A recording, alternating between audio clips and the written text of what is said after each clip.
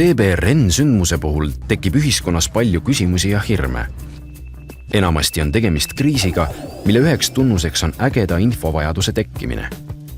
Kriisiolukorra lahendamise kohta elanikkonnale info jagamine ning konkreetsete käitumisjuhiste andmine on ühtlasi CBRN-sündmuste eduka lahendamise võtmeks. Kuigi sündmuspaigale saabunud infojanused ajakirjanikud võivad tunduda segava faktorina, võimaldab nende kaasamine jõuda lühema ajaga suurema hulga inimesteni. Päästetöö juht saab hoiatusalal paiknevate inimeste kiireks informeerimiseks anda ohuteavituse läbi Rahvusringhäälingu valvetelefoni. Meedia kaudu elanikkonnale operatiivse info andmisega on võimalik inimesi rahustada, anda korraldus evakuatsiooniks ja edastada inimestele käitumisjuhiseid, mis aitavad neil ennast ja oma lähedasi aidata ning kaitsta. Laialt levinud moodsad mobiiltelefonid võimaldavad edastada videopildi sekunditega mis tahes asukohast suure hulga inimesteni. Seega peavad esmareageerijad alati arvestama, et pea kõik, mis õnnetuspaigas toimub, võib iga hetk pildis ja helis jõuda korraga paljude inimesteni.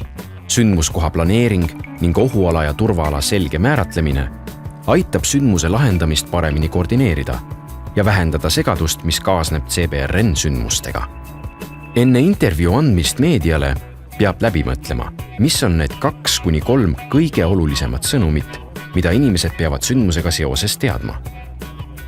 Intervjuud andes tuleb hoolitseda selle eest, et vajalikud põhisõnumid saaksid kindlasti välja öeldud.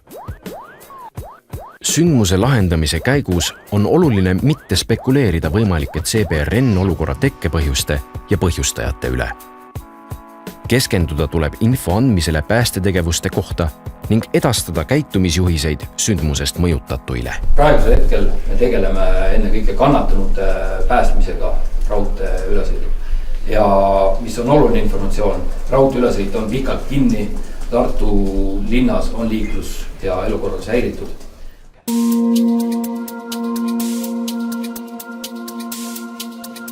CBRN-stsenaariumi käivitumisel võib juhtuda, et Eesti oma võimekusest ei piisa ning abi tuleb paluda välisriikidelt. Kui päästesündmuse käigus või juba ennetavalt selgub, et oma ressurssidest ei piisa, hindab Päästeameti peadirektor vajadust esitada rahvusvaheline abipalve. Abipalve edastamiseks on mitu erinevat võimalust. Esimeseks võimaluseks on otselepingud naaberriikidega, milles on kirjeldatud abi osutamise kord ning ressursid, mida saab kaasata. Eestil on lepingud Soome, Rootsi ja Lätiga.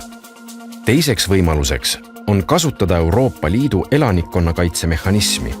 Sel juhul esitatakse abipalve Brüsselisse ECOMIC-ile ehk monitooringu ja informatsioonikeskusele, mis edastab abipalve Euroopa Liidu liikmesriikidele. Seejärel pakuvad liikmesriigid Eestile oma ressursse ning Eesti üleriigiline staap valib sobiva pakkumise välja ja vormistab abi saamise. Erilistel juhtudel võib monitooringu ja informatsioonikeskus saata appi ka oma ekspertidest koosneva meeskonna. Seda juhtumite puhul, kui riigil endal puuduvad vastava ala eksperdid.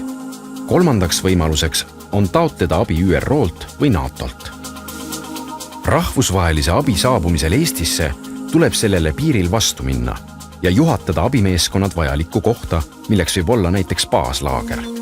Rahvusvahelise abi kaasamine konkreetse sündmuse lahendamisse toimub läbi regionaalse staabi, mis täpsustab meeskondadega eelnevalt nende varustuse ja võimekuse.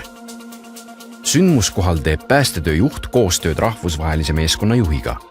Kooskõlastatakse sündmuskoha planeering ning saabunud meeskonna ülesanded ja sidepidamise viis. Kuigi enamik appi tulnud meeskondi on esimeste päevade jooksul varustatud toidu ja kütusega, tuleb vastuvõtval riigil hakata järgnevatel päevadel tegelema ka välismeeskondade varustamisega.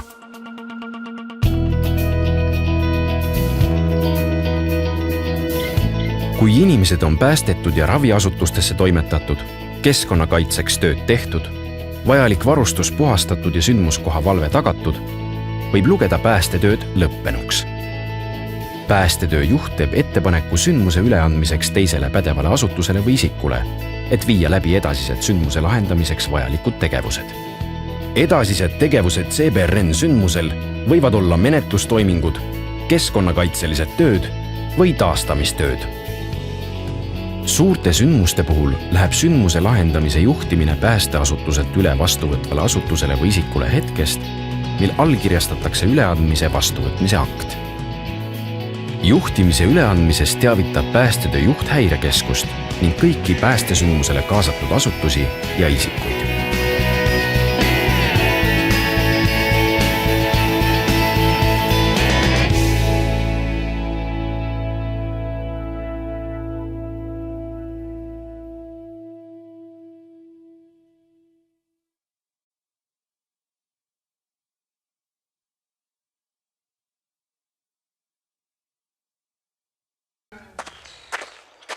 Plaan 1, duubel 1.